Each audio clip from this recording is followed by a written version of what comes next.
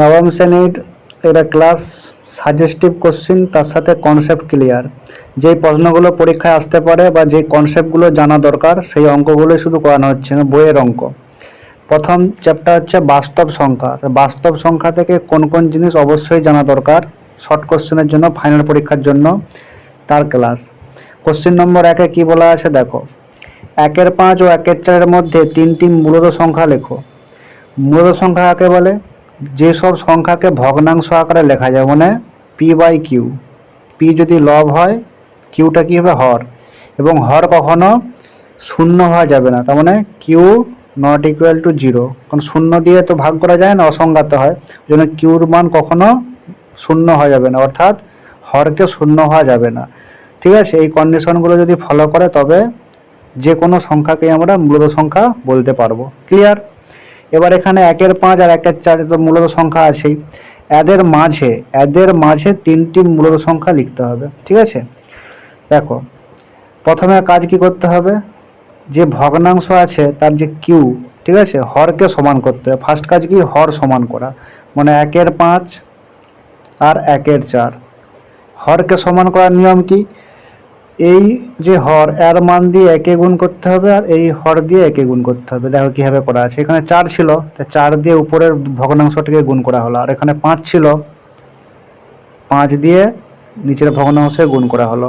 তাহলে গুণ করতে কত হলো? 4-1-4 আর 4-5-20, মানে 4-এর 20, এদিকে 5-এর 20।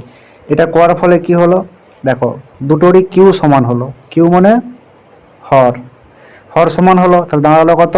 4-এর 20 আর একটা দাঁড়ালো কত? 5-এর 20।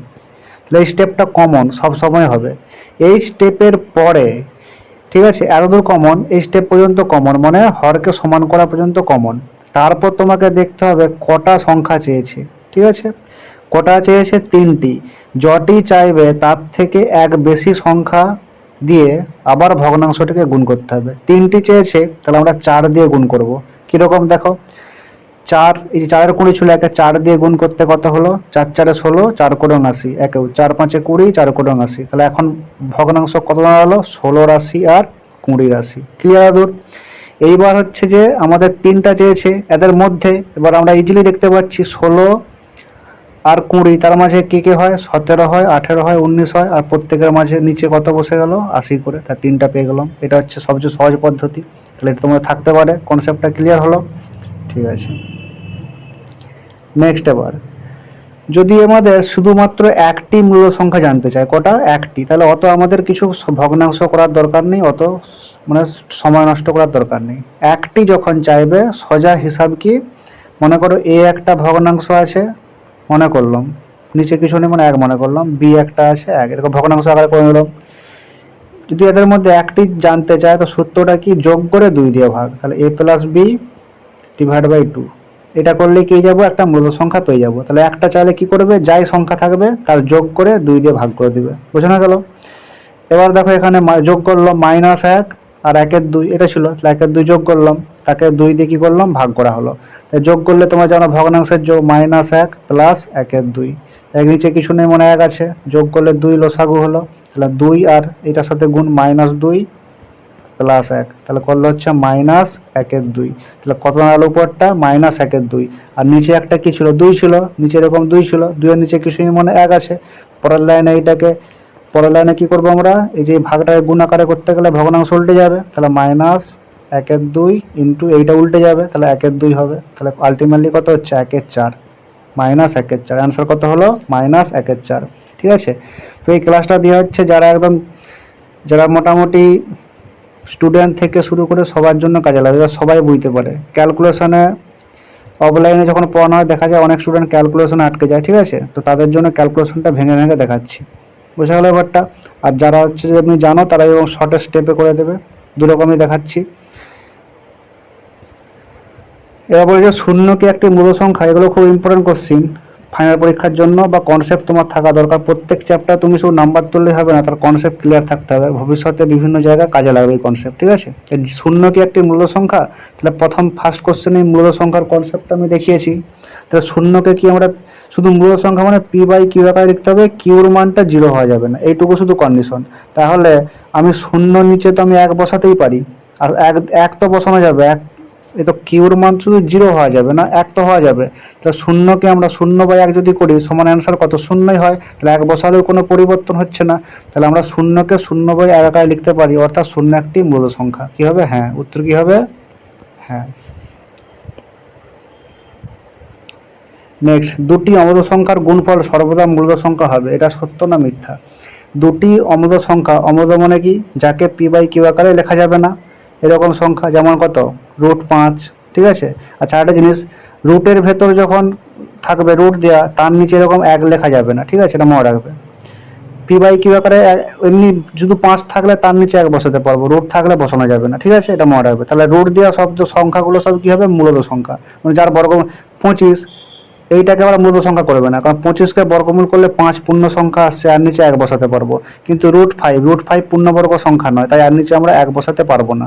বোঝা গেল? তাহলে তোমাকে দেখতে হবে সেই সংখ্যাটা পূর্ণবর্গ না পূর্ণবর্গ নয়। তাহলে এখানে মনে করো তোমাকে বলা হলো √5 একটা মূল সংখ্যা নিলাম, √5। ঠিক আছে, বলছে দুটি অমূল সংখ্যার গুণফল সর্বদা বলে দিচ্ছে। তা √5 একটা মূল সংখ্যা, আর একটা আমি মূল সংখ্যা নিলাম √7। তা 7 5-এ গুণ করলে কত হচ্ছে? √35। √35 তো 35টা কি পূর্ণবর্গ নয়, তাহলে এইটাও তো অমূলদই হলো। তা দুটি অমূল সংখ্যার গুণফল মূলত তো হলো না। এবার কেউ বলবে আমি তো এইটা 5 নিলাম আর একটা নিলাম আবার 5, দুটো, তাহলে 5 5-এ কত হয়ে গেল? 25। তাহলে এটা পূর্ণবর্গ হয়ে গেল 5, এইটা মূলত। কিন্তু এইটা তো নয়, ওটা সর্বদা হবে না, কিছু কিছু কেসে হবে, আবার কিছু কিছু কেসে হবে না। বোঝা গেছে ব্যাপারটা? যেমন মনে করো একটা সংখ্যা নিতে পারো, একই সংখ্যা যদি হয় তবেই হবে। √8 একটা মূল সংখ্যা, আবার একটা √8, তো 28 64 হচ্ছে, না হলে তো হবে না। ঠিক আছে, এই জন্য এটা কি উত্তর হবে? দুটি অমূল সংখ্যার গুণফল সর্বদা মূলত সংখ্যা হবে, এটা মিথ্যা, সর্বদা কখনোই হবে না। ক্লিয়ার?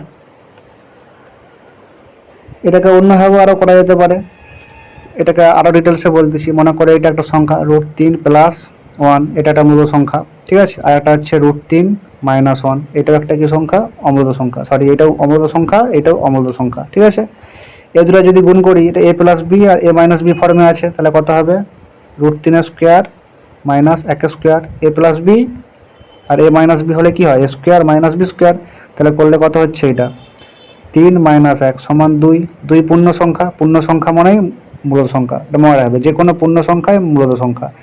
তাহলে এইটা একটা কি সংখ্যা? অমূলত। এইটা একটা অমূলত, এদের যখন গুণ করলাম সেটা কি হয়ে গেল? মূলত হয়ে গেল। ঠিক আছে, আবার প্রথমে একটু আগে দেখালাম কি একটা কেসে, সেখানে √7 আর √5 35, সেটা আবার কি হচ্ছে? অমূলত। তাহলে কিছু কিছু অমূল সংখ্যার গুণ করলে কি হয়? মূলত হয়, আবার কিছু কিছু অমূল সংখ্যার গুণ করলে অমূলতই হয়। তো সর্বদা কখনো মূলত হবে না। ঠিক আছে, ডিটেলসে বোঝানো গেল। নেক্সট, সসীম দশমিক সংখ্যা না আবৃত দশমিক সংখ্যা বের করতে হবে, ভাগ না করে। এখানে লেখা থাকে ভাগ না করে, ভাগ করা যাবে না, ভাগ না করেই তোমাকে দেখাতে হবে। তাহলে একটা জিনিস জেনে রাখবে, লব ডিভাইড বাই হর। এই হরের মান যদি 5 আর 2-এ ভাঙা থাকে, 5 আর 2 থাকতে পারে, 2 আর 5ও থাকতে পারে, অথবা শুধু 5 থাকতে পারে, অথবা শুধু 2। ভালো করে জেনে নাও, হরের মানটাকে যখন ভাঙবো উৎপাদকে, যদি 5 বা 2-এ ভাঙা যায়, 2 বা 5 এরকমে, বা শুধু 5 থাকতে পারে বা শুধু 2, যদি এরকমে শুধু থাকে, তাহলে সেইটা কি হবে? সসীম হবে। কি হবে? সসীম, মানে তাকে ভাগ করা যাবে। ক্লিয়ার? এবার যদি এটা বুঝে গেল, তুলে নাও, দেখাচ্ছে এবার। যদি লব ডিভাইড বাই হর এখানে 5 আর 2 ছাড়া আদার্স সংখ্যা আসে, অন্য 3 4 3 5 7 এরকম আদার্স এসে গেল, তখন কি হবে? আবৃত দশমিক হবে। তখন কি হবে? আবৃত দশমিক। বুঝে গেছে? তাহলে এবার কোশ্চেনটাতে দেখাচ্ছি। 4-এর 35 এটা আছে, তাহলে আমাদের কাজ শুধু 35কে ভাঙা। কাকে ভাঙা? 35। 35কে ভাঙলে কি হবে? 5 আর 7, তাহলে 5 আছে, 5 থাকলে কি হয়? সসীম হয়। কিন্তু 5-এর সাথে কে আছে? 7। তাহলে কি বলেছিলাম? শুধু 5 আর যদি 2 থাকে, এদের মধ্যে থাকলে তবেই সেটা সসীম হবে। এইগুলো 5 আর 2 বাদে অন্য থাকলেই সেটা আবৃত। তাহলে 5 বাদে 7 আছে, তো তাহলে এটা কি সংখ্যা হবে? আবৃত দশমিক। এইটা তো উত্তর করা যাবে পরীক্ষায়। এবার 17-এর 12, 17-এর 12কে যখন ভাঙবো, তাই কীরকম? শুধু 12কে ভাঙবো, কত হচ্ছে?